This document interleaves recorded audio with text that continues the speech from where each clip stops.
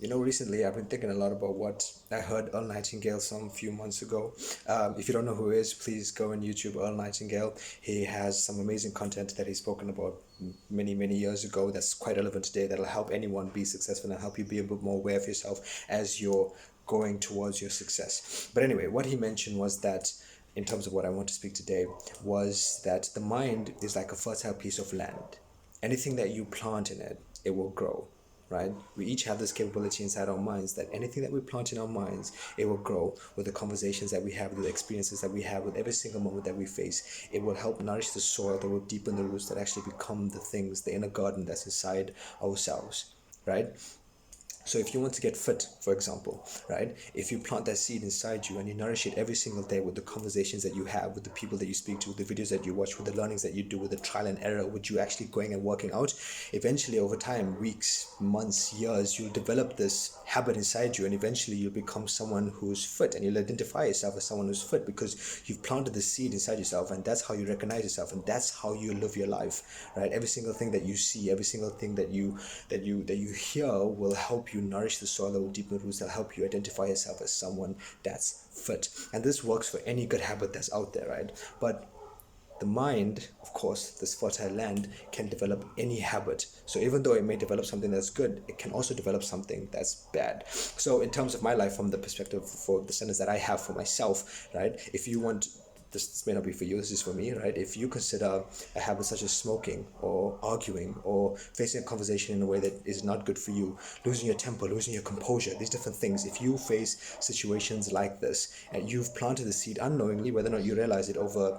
your entire life, whether or not you've watched someone else do it and you've adopted it in terms of your own life, you've planted the seed in your mind, and all the conversations that you've had, all the experiences that you've had, whether you got validation from someone else or the people that you've heard speaking on the television series, whatever, wherever you got the influence from, this habit has been growing, has been deepening its roots inside you, and eventually it has been growing, and in some way that's how you identify yourself, that's how you see yourself. These habits have created the inner garden that is our minds, that is our soul, that is our inner palace in some way, right? So over time, over the life that we've lived, this is how we identify ourselves, right?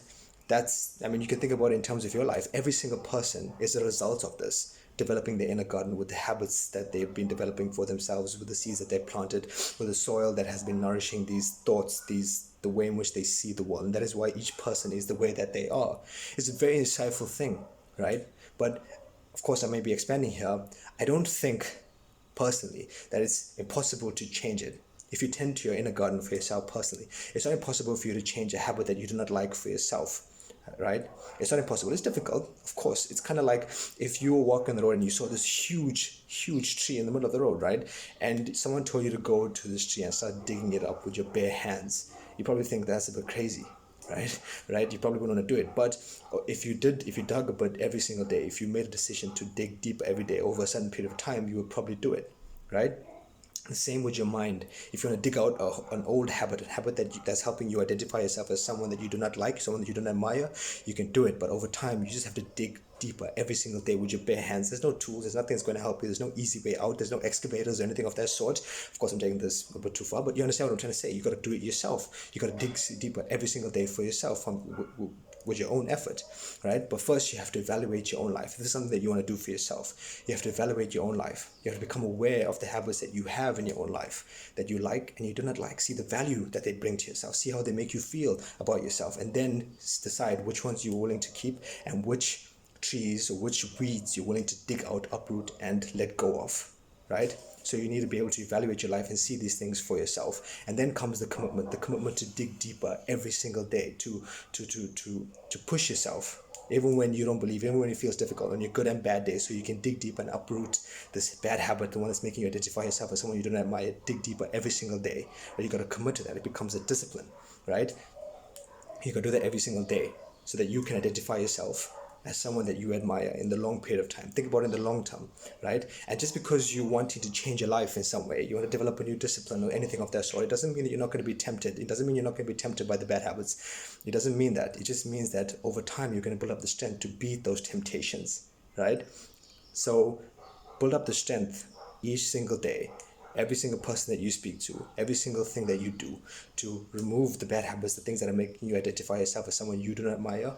Remove them one single day at a time. Dig deeper with your bare hands. Become someone that you can admire. Become someone that's going to save your life for you. Become your own hero for yourself. Every single day, dig deeper, be stronger, be better for yourself.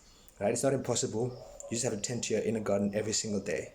So I just wanted to share that with you. It's something that I find to be insightful, something that I use to improve my life in some way every single day. So I hope in some way that it can help you.